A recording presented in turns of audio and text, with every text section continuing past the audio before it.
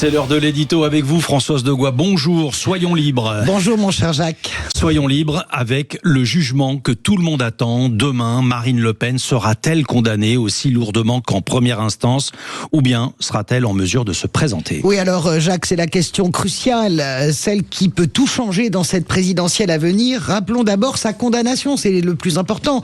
Le 31 mars 2025, elle est condamnée à 4 ans de prison, dont 2 fermes aménageables sous bracelet électronique et 5 ans d'inéligibilité pour détournement de fonds publics dans l'affaire des assistants parlementaires du FN. La décision est certainement déjà rédigée, la décision de demain, et ni vous ni moi ne savons ce qu'elle contient, hormis la petite phrase de Gérald Darmanin qui laissait sous-entendre il y a quelques semaines qu'elle pourrait être favorable à la leader du RN. Mais vous voyez Jacques, j'ai écouté attentivement Marine Le Pen samedi à Liévin pour leur dernière apparition avec Jordan Bardella avant cette décision qui va rebattre les cartes. Et qu'est-ce qui vous a frappé précisément? Eh bien, ce qui m'a frappé, c'est le ton et l'attitude de Marine Le Pen, qui a d'abord cité le chant des partisans.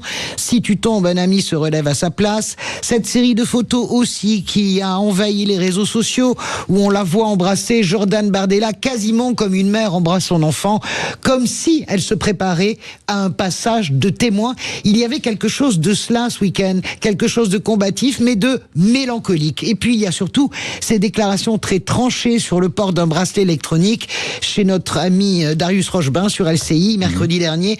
Je ne serai pas candidate si j'ai un bracelet électronique. Je ne peux pas dépendre d'un magistrat pour aller faire un meeting à Romorantin. Voilà les données simples, Jacques, et précises. Il faudrait donc que les magistrats réduisent l'inéligibilité de 5 ans à 2 ans et surtout qu'ils ne prononcent pas de peine de prison ferme. Et c'est là que cela vous paraît complexe, Françoise? Oui, écoutez, je ne suis pas juriste, mais le dossier de Marine Le Pen est très lourd et contrairement à François Bayrou, qui avait été relaxé en tant que patron de son parti, mais pas directement partie prenante, Marine Le Pen était dans la délégation européenne du FN à l'époque, donc directement impliquée. C'est pour ça que c'est aussi lourd. La question est la suivante. Comment des magistrats pourront fonder une décision plus clémente, surtout dans ses proportions? Passer de 5 ans à 2 ans, cela peut s'entendre, mais éliminer la peine de prison ferme, ça veut dire détricoter totalement le jugement de première instance. On peut entendre l'argument politique qui veut que la justice ne peut et ne doit pas empêcher la personnalité en tête des sondages de concourir à la présidentielle.